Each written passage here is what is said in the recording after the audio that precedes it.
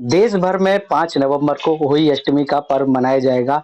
ऐसे में हमको क्या करना चाहिए और माताएँ-बहनें जो हैं, किस तरीके से व्रत करें, क्या शुभ मुहूर्त है? और इस पर विस्तार से जानने के लिए आज हमारे साथ विश्व ख्याति प्राप्त ज्योतिष आचार्य मदन मोहन जी हमारे साथ मौजूद हैं, उनसे बात करेंगे, क्या कुछ खास रहने वाला है? क्योंकि पर्व कल है और क्या कुछ इसके बारे में बताएँगे। गुरुजी सबसे पहले तो जानना चाहेंगे कल अघोई का पर्व है, क्या कुछ खास रहने वाला है और क्या सहयोग बना रहा है? जय श्री राम। कल 5 नवंबर अहोई अष्टमी का बहुत ही सुंदर व्रत सभी माताएं अपने बच्चों के लंबे दीर्घ आयु के लिए यह व्रत करते हैं। इस दिन भगवान विष्णु जी की विशेष रूप से पूजा की जाती है। अहोई अष्टमी माता का ही स्वरूप होता है।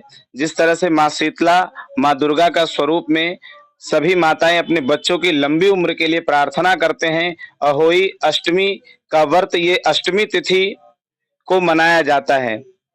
अष्टमी तिथि अहोई माता का दिन है, इसलिए अहोई अष्टमी के दिन इस व्रत को बड़े ही धूमधाम से अपने बच्चों की लंबी उम्र होने के लिए सभी माताएं इस व्रत को करती हैं।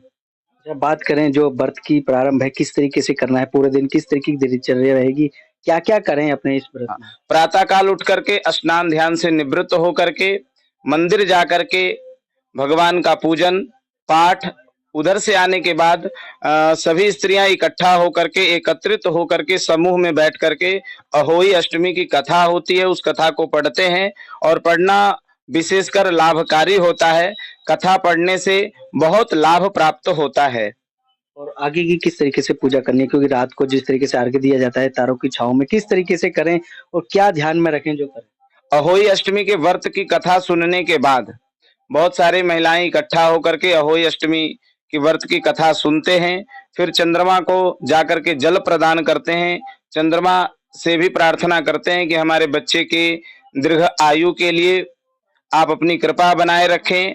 और विशेष करके भगवान की कथा और दीप इत्यादि दान करते हैं, दीप जलाते हैं, चंद्रमा को दिखाते हैं और अर्घ प्रदान करते हैं रात्रि के समय में। इस तरह से पूरे अहोई अष्टमी का व्रत, पाठ, कथा, दीप इत्यादि का पूजन करके निवृत्त होते हैं। अच्छा, ऐसा एक भ्रांति फैली जाती है कि जो बेटे हैं उनके लिए व्रत किया जाता है, क्या कन्याओं के लिए नहीं रहता था और क्या सिर्फ़ बेटे ही इसमें शामिल होते हैं? नहीं, संतान में पुत्र और पुत्री दोनों उपस्थित होते हैं। अहोई अष्टमी के व्रत में दोनों के दीर्घ आयु के लिए ही प्रार्थना की जाती है, चाहे वो पुत्र हो चाहे वो पुत्री हो।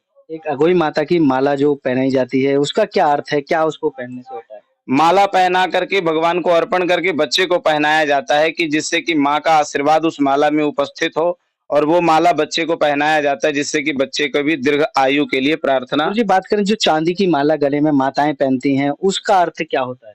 चांदी शीतलता प्रदान करते हैं और चंद्रमा मन कारक और माता कारक ग्रह है, इसलिए वह चंद्रमा को मजबूत करने के लिए, उनकी स्थिति और परिस्थिति को मजबूत करने के लिए उस माला को पहनाई जाती है। अच्छा, क्या शुभ मुहूर्त बनना है इस बार होली अष्टमी का? इस बार अहोई अष्टमी का शुभ समय और शुभ मुहूर्त शाम को 5:30 से प्रारंभ होकर के रात्रि 8:20 तक चलेगा। ये थे हमारे साथ विश्व ख्याति प्राप्त ज्योतिष आचार्य मदन मोहन जी, जिन्होंने बताया कि किस प्रकार से जो हमें अघोई का व्रत करना है और किस तरीके से अपने बच्चों की दीर्घायु के लिए कामना करनी है। कैमरामैन सुनील के साथ संदीप कुमार, तेज समाचार, दिल्ली।